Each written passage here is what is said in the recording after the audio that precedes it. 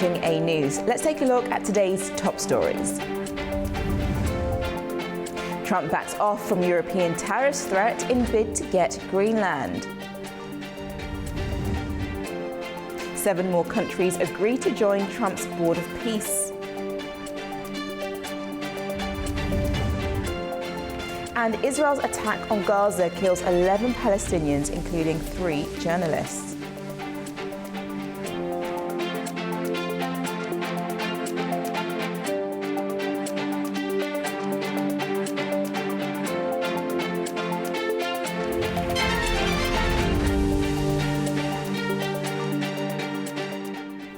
First this morning, US President Donald Trump has backed off from his tariff threats on European allies after exploring a potential deal on Greenland after talks with NATO.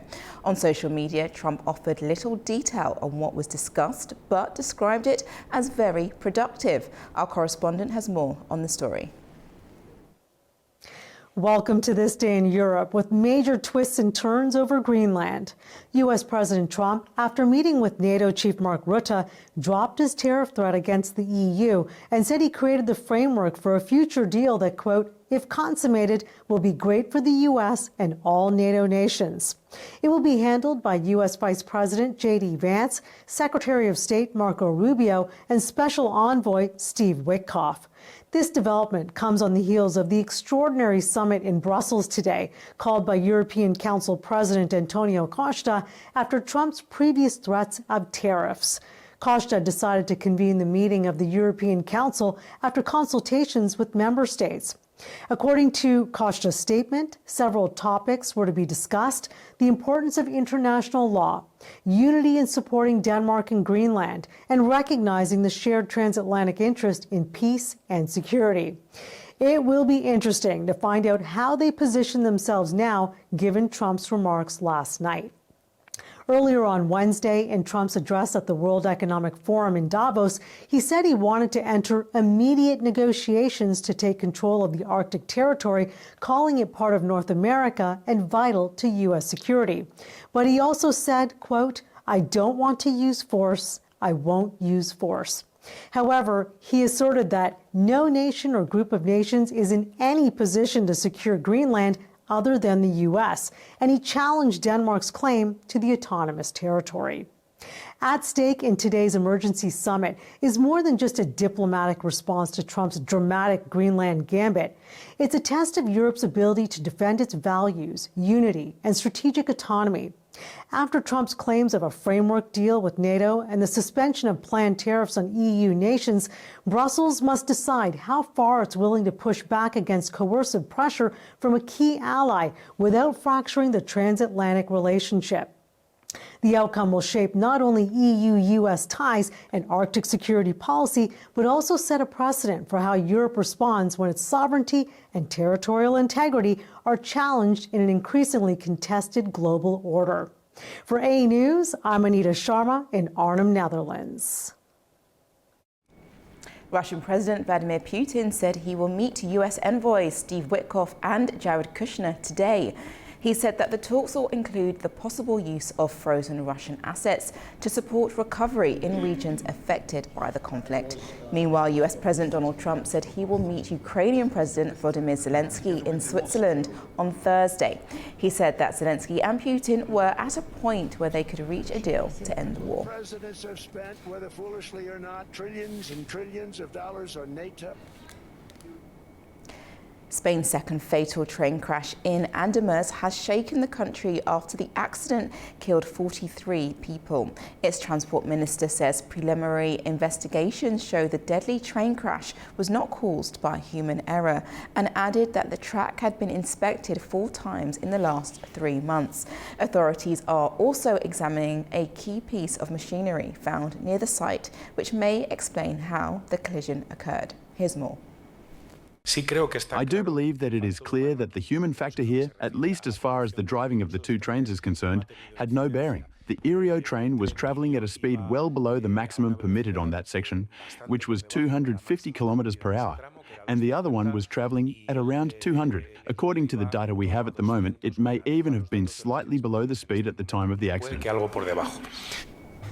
Turning to the UK, and a move that could see under 16-year-olds banned from using social media could be on its way to teens across the country, following in the footsteps of Australia. The UK House of Lords has voted in favour to support a ban through an amendment to the government's school bill. Under the revisions, the government would get a year to decide what platforms should be banned, but the Labour government has indicated it will try to overturn the amendment and hold its own consultation. However, some Labour MPs are in favour of the ban.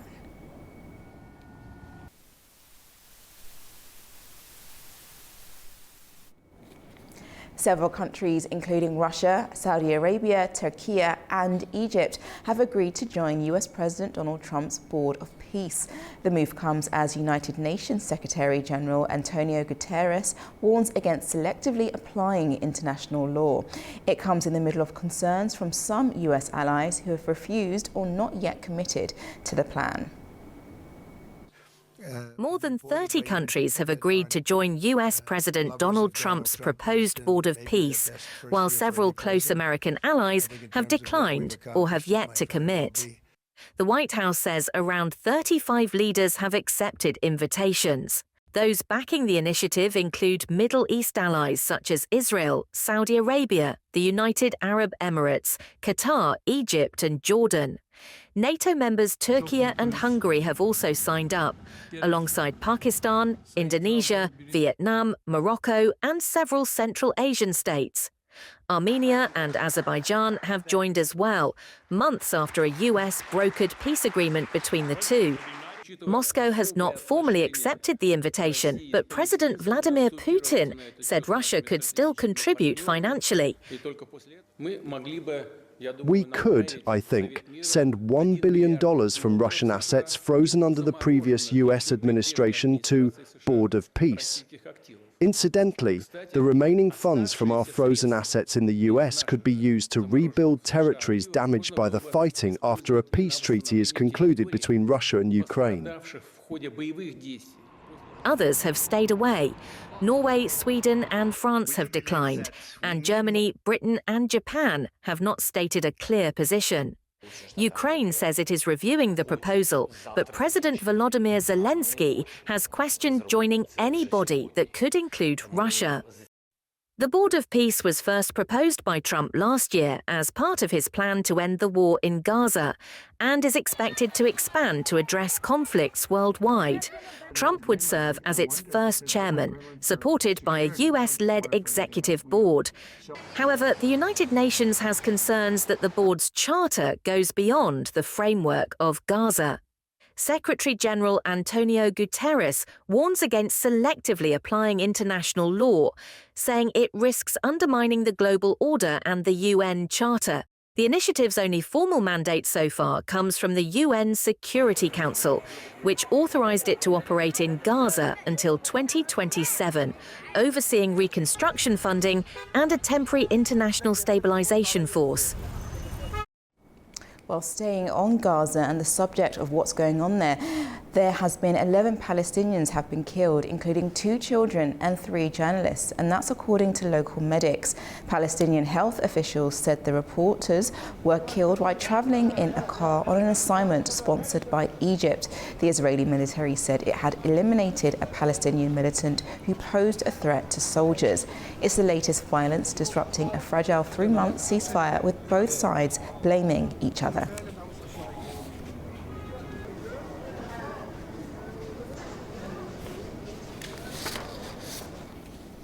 Staying on Gaza, the humanitarian situation continues to deteriorate, with the UN saying damage to key infrastructure and access restrictions have disrupted around 70% of Gaza City's water supply.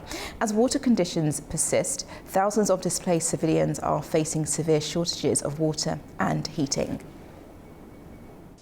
Our partners working on water, sanitation, and hygiene warned that approximately 70% of Gaza City's total water production is currently disrupted due to challenges related to repairing the Mekorot water supply line. The line comes from Israel into Gaza and is located east of the so-called Yellow Line, where Israeli forces remain deployed. An assessment of the pipeline identified the need for a section of steel pipe that is not available in Gaza and is restricted from entry into Gaza as a dual-use item. a request that one of our partners made to repair the Safa well, another important water source for Gaza City, was denied by the Israeli authorities on Sunday. As Gaza remains in the grip of winter, another hypothermia-related child death was reported by the Gaza Ministry of Health yesterday. This brings the total number of reported deaths linked to cold weather this season to 9. Once again, the Office for the Coordination of Humanitarian Affairs calls for urgent solutions, including allowing the entry of batteries, solar panels, and other energy sources that are needed to set up communal heating spaces. Syria's government has accused Kurdish-led forces, SDF, of violating a newly agreed 4-day ceasefire by carrying out attacks that killed government soldiers in the northeast. The SDF denies responsibility, saying the deaths were caused by explosions during Syrian military operations.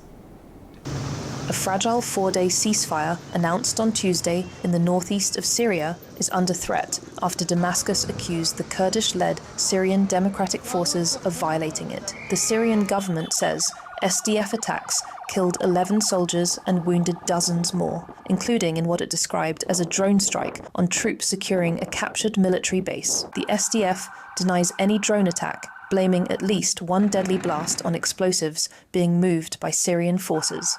The fighting comes as Damascus presses the SDF to agree to a plan for integration into the central state. Syrian troops have continued advancing in parts of Hasaka province, while the SDF retains control of Hasaka city and the Kurdish-majority city of Qamishli. Damascus says it will not enter those cities during the ceasefire. Security concerns have risen at detention sites linked to the Islamic State. Around 200 low-level IS fighters escaped from Shadadi prison earlier this week after SDF guards withdrew, though Syrian forces say many have since been recaptured. US officials add that hundreds of other foreign IS fighters were transferred before the escape and remain in custody. Government forces have also moved into the Al-Hol camp near the Iraqi border, which houses thousands of people linked to IS after the SDF withdrew from the area. The United States has begun relocating 150 Islamic State detainees from Syria to Iraq in cooperation with Baghdad. Washington expressed gratitude to Iraq for facilitating the transfer, part of broader efforts to manage IS detainees amid shifting front lines. Up to 7,000 prisoners are expected to be moved. It's after Syrian government troops advanced into northeastern regions over the weekend, reclaiming territory and forcing the SDF fighters to withdraw.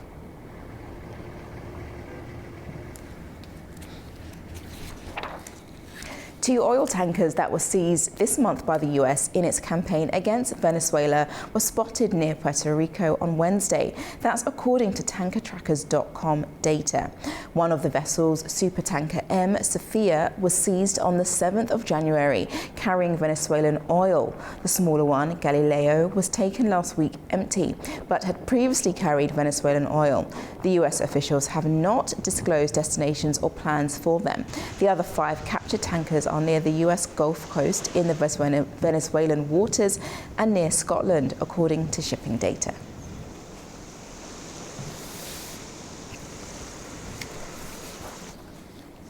Turning to New Zealand's North Island, where several people are missing, including a child, after a landslide hit a campsite at Mount Maunganui on Thursday morning. It's after heavy rain caused widespread damage and left thousands without power. Here's more. Rescue teams in New Zealand's North Island are searching for several missing people, including children, after torrential rain triggered a landslide at a popular campsite. Sounds good. It happened at Mount Maunganui at around 9:30 in the morning, local time on Wednesday. Tons of mud and debris smothered tents, camper vans and nearby structures at the coastal tourist spot. Hundreds of people were evacuated to safety, while roads were shut across large parts of the island's eastern coast. This huge tree crack and all this dirt come off like behind me, and then I look behind me and there's this huge landslide coming down, and I'm still shaking from it now. And then I turn around and I had to jump out from my seat as fast as I could and just run, and then I dived across the other pool and looking behind me, and there was a caravan coming like right behind me. It was like the scariest thing I've ever experienced in my life. Authorities say helicopters have been deployed to assist with the search, as thousands remain without electricity following widespread flooding and storm damage. We're still in response mode, and that includes the tragedy that has unfolded behind us in the last few hours. Emergency officials confirmed that signs of life were detected in the rubble, but rescue crews were forced to temporarily pull back over fears of further ground movement. Look, again, I can't be drawn on numbers because it is possible we could find someone alive, so I can't be drawn on numbers other than say it's single figures. New Zealand forecaster Met Service has lifted all weather warnings in the North Island as the tropical low moves east. Some warnings remain in place for the South Island, but they are expected to ease on Thursday. Now let's take a look at the major stories from the region.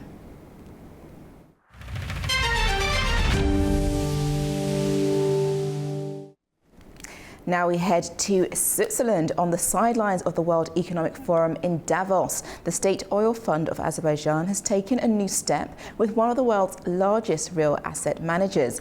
The partnership has large implications for investment in the region. Here's more. The State Oil Fund of Azerbaijan, SOFAZ, has signed a memorandum of understanding with Brookfield Asset Management to establish a long-term strategic partnership. The agreement was signed on the sidelines of the World Economic Forum and formalizes existing relations into a structured and expanded cooperation framework. Under the memorandum, the parties will explore up to $1.4 billion in investment and co-investment opportunities over the next 3 to 4 years, including potential direct investments in Azerbaijan. Priority sectors include financial and digital infrastructure, data centers, transport and logistics assets, energy transition and renewables, and real estate. The cooperation also provides for the creation of sector-specific working groups, joint site visits, and technical sessions to identify commercially viable projects. The partnership gives SOFAZ access to Brookfield's global real asset management expertise, supporting more advanced and long-term investment strategies. For Azerbaijan, the cooperation is expected to support capital diversification and the development of sustainable infrastructure projects beyond the traditional energy sector. Brookfield Asset Management manages over $1 trillion in assets worldwide and operates across infrastructure, logistics, energy, and digital networks. Kazakhstan is preparing the final report on the Azal plane crash that happened near Aktau, which killed 38 people in December 2024. The incident sparked diplomatic tensions between Azerbaijan and Russia as the plane was reportedly damaged over Russian airspace. Kazakh media say external tests are required for the investigation. The report will be released after 2 foreign labs complete their analysis.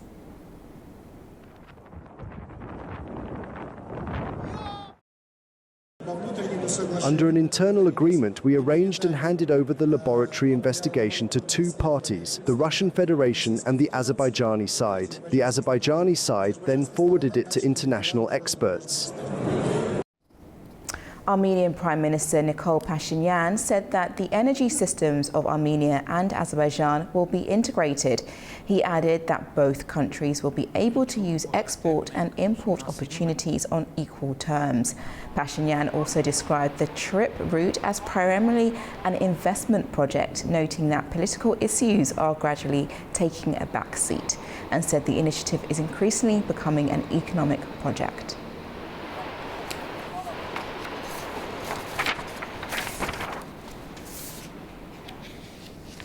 Turkey and Uzbekistan have taken a new step in deepening bilateral ties, holding their first high-level 4+4 meeting in Ankara. Our correspondent Adam Moreau has more. Turkey and Uzbekistan have held their first ever 4+4 meeting in Ankara, bringing together senior officials from both countries responsible for foreign affairs, defense, the interior, and intelligence. The talks were attended by Turkey's foreign minister, defense minister, interior minister, and national intelligence chief, alongside their Uzbek counterparts, marking a new institutional format for high-level security and foreign policy coordination. Speaking ahead of Tuesday's meeting, Turkish Foreign Minister Hakan Fidan said relations between Turkey and Uzbekistan represent a strong partnership grounded in historical, cultural, and geostrategic ties. He noted the 4+4 format aims to further deepen those long-standing relations, adding that work in this direction was continuing. Fidan said the new mechanism allows both sides to discuss pressing regional and bilateral issues with what he described as maximum transparency. He also highlighted the strength of economic ties, saying bilateral trade relations are exceptionally good, and praising joint efforts by the two countries for the benefit of the wider Turkic world. Analysts say the meeting reflects the rapid development of ties in recent years. Yashar Sare, a professor at Istanbul's Ibn Haldun University, told A News that relations have deepened significantly since Uzbek President Shavkat Mirziyoyev took office in 2016, especially in the fields of trade and defense cooperation. This is Adam Morrow for A News in Istanbul, Turkey. Oil production at one of the world's largest oil fields in Kazakhstan remains disrupted following a major infrastructure incident. Our correspondent Fariza Kalimazana has more details from Almaty. Oil production at one of Kazakhstan's largest oil fields, Tengiz, is set to remain suspended for another 7 to 10 days. This is according to Reuters, citing sources familiar with the situation. The shutdown follows a major fire at a gas-fired power plant supplying the Tengiz oil field on January 18th. The blaze damaged key electricity systems, halting production at Tengiz and the neighboring Karlov oil field. Sources cited by Reuters say the halt could last at least until the end of the week and potentially into February. The agency also reports that 5 export shipments of CPC blend crude totaling between 600 and 700,000 tons have been cancelled for January and February loadings. Meanwhile, industry sources say the drop in output at Tengiz has not yet affected Kazakhstan's overall oil production. Crude output fell by 35% in the first 12 days of January compared to December levels, largely due to export constraints on the CPC pipeline. However, production has since rebounded at the major Caspian fields, including Kashagan and Karachaganak. A-News requested comment from Tengizchevroil, the project operator. The company declined to confirm or deny the information and said it would provide updates as the situation develops. Fariza Kalimurzina, Almaty, A-News. The death toll from a fire in a major shopping centre in Pakistan's commercial capital, Karachi, has risen to 60 after at least 30 bodies were recovered from a multi-storey building. Firefighters retrieved up to 30 bodies from the debris. Senior police officials say they were recovered from the mezzanine floor. The blaze began late on Saturday and quickly spread through the Gul Plaza shopping complex. A small crowd paying tribute to the victims lit candles near the site, with some holding images of those that were killed.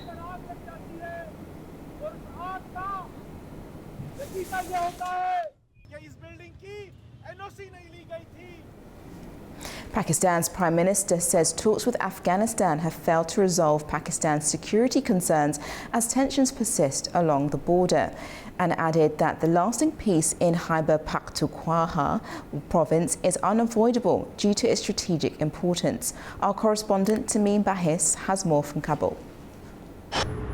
Pakistan's Prime Minister Shehbaz Sharif has acknowledged that despite multiple rounds of talks with Afghanistan, no breakthrough has been achieved to resolve Islamabad's concerns. During a meeting with political and tribal leaders from Khyber Pakhtunkhwa, Sharif said that several meetings and engagements have taken place with the Afghan side, but without reaching any agreement. He underlined that restoring lasting peace in Khyber Pakhtunkhwa remains unavoidable, describing the province as strategically vital to Pakistan's national security and regional connectivity. Sharif added that ongoing security challenges must not be allowed to obstruct this objective. as the government seeks stability in an area long affected by militancy and cross-border tensions. The two countries have witnessed repeated border clashes as well as Pakistani airstrikes inside Afghan territory, following Pakistan's allegation that fighters from the Tehreek-e-Taliban Pakistan or TTP operate from Afghanistan, claims that Kabul has firmly denied. Efforts to defuse the standoff through diplomacy have also struggled to yield results. Multiple rounds of talks facilitated by regional partners including Turkey, Qatar and Saudi Arabia have so far failed to bridge the growing divide between the two neighbors. For now, Sharif's remarks highlight the persistent deadlock in Afghanistan-Pakistan relations, as both sides remain locked in a cycle of mistrust amid rising pressure to prevent further escalation along one of the region's most fragile borders. Tamim Bahis in Kabul, A News.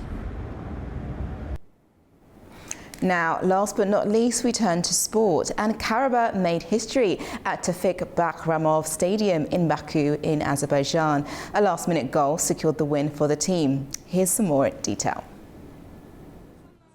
Well, they've done it. 10 points, 17th on the Champions League table. Karabakh have made history right here at home in Tawfik Bakramov Stadium, and what a way they did it. We were all getting ready for it to be a draw, checking what that would mean in our scoreboards, but in the 94th minute with seconds to go, Belal Mustafzadeh scored that winning goal. And I just listened to the crowd here. This really is history. Everyone in Azerbaijan is going to remember where they were when Karabakh made this happen. There's going to be stories like this all across the country, and I think only this lot can really speak to what this means for the rest of the country. Well, that's the news for the hour. Make sure you stay tuned to A News for more updates. Take care.